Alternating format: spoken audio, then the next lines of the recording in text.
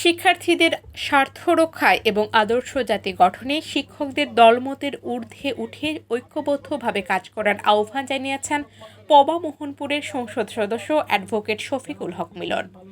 মঙ্গলবার দুপুরে মোহনপুরের মহব্বতপুর উচ্চ বিদ্যালয় মাঠে আয়োজিত এক অনুষ্ঠানে প্রধান অতিথির বক্তব্যে তিনি এই আহ্বান জানান। বাংলাদেশ শিক্ষক সমিতি মোহনপুর শাখা এই বার্ষিক ভোজ ও অবসর গ্রহণকারী শিক্ষক কর্মচারীগণের মাঝে চেক বিতরণের অনুষ্ঠানের আয়োজন করে। অনুষ্ঠানে এমপি শফিকুল হক মিলন শিক্ষকদের আদর্শগত পরিবর্তনের উপর জোর দেন। তিনি বলেন, বর্তমানে ভালো শিক্ষক ও খারাপ শিক্ষক এই পার্থক্যের কারণেই জাতি পিছিয়ে পড়েছে। শিক্ষকদের কোনো বিশেষণে না ফেলে কেবল শিক্ষক হিসাবে সমাজ ও শিক্ষার্থীদের কাছে পরিচিত শিক্ষকদের কোনো বিশেষণে না ফেলে কেবল শিক্ষক হিসেবে সমাজ ও শিক্ষার্থীদের কাছে পরিচিত হতে হবে।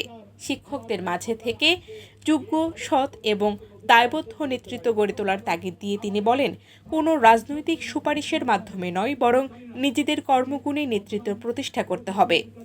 জাতীয় যে কোনো দুর্যোগ বা সংকটে দলমত ভুলে সরকারি ও বিরোধী দলের সমর্থক শিক্ষকদের একসঙ্গে কাজ করারও আহ্বান জানান তিনি। বর্তমান শিক্ষা ব্যবস্থায় কিছু নেতিবাচক কর্মকাণ্ড নিয়ে উদ্বেগ প্রকাশ করে এমপি মিলন বলেন, এসব কর্মকাণ্ড শিক্ষা প্রতিষ্ঠানের ঐতিহ্যকে কলুষিত করছে। এই পরিস্থিতি থেকে বেরিয়ে এসে জাতি গঠনে শিক্ষকদের অগ্রণী ভূমিকা রাখতে হবে। তিনি শিক্ষকদের এই মহৎ পেশার মর্যাদা বজায় রেখে আদর্শ মানুষ গড়ার কারিগর হিসেবে কাজ করার অঙ্গীকার ব্যক্ত করেন। বক্তব্য শেষে তিনি অবসরপ্রাপ্ত শিক্ষক কর্মচারীদের মাঝে সম্মাননার চেক বিতরণ করেন। যে কারণে জাতি পিছিয়ে গেছে, এখন আমাদেরকে নাম ধরে রাখতে হয় ভালো শিক্ষক, খারাপ শিক্ষক। সেখান থেকে আমরা সরে আসি। শিক্ষক হিসেবে আপনাদেরকে আমরা আইডেন্টিফাই করতে চাই।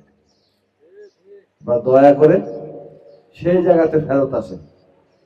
আপনাদের মধ্যে থেকেই সৎ নেতৃত্ব প্রতিষ্ঠা করে, যোগ্য নেতৃত্ব প্রতিষ্ঠা করে জবাবদিহিতামূলক কর্মকাণ্ডের সঙ্গে আপনারা থাকবেন। আমরা কাউকে প্রত্যক্ষ পরোক্ষভাবে কোনো আপনাদের সমিতিতে নেতা হওয়ার জন্য সুপারিশ করব না। আপনারা আপনাদের কর্মগুণে নেতা হবেন, আপনাদের সমিতির লোকজনের। আমি জানি যে আমি যাওয়ার পরে অনেক আমার সমালোচনা করবে, কিন্তু আমাদেরকে সঠিক কাজ করার জন্য শুরু অন্তত পক্ষে কাউকে না কাউকে করতে হবে।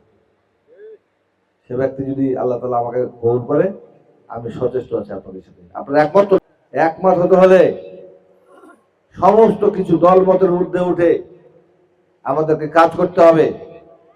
আমাদেরকে মনে রাখতে হবে যে ছাত্রদের স্বার্থকে আমরা সব আগে বেশি করে দেখব।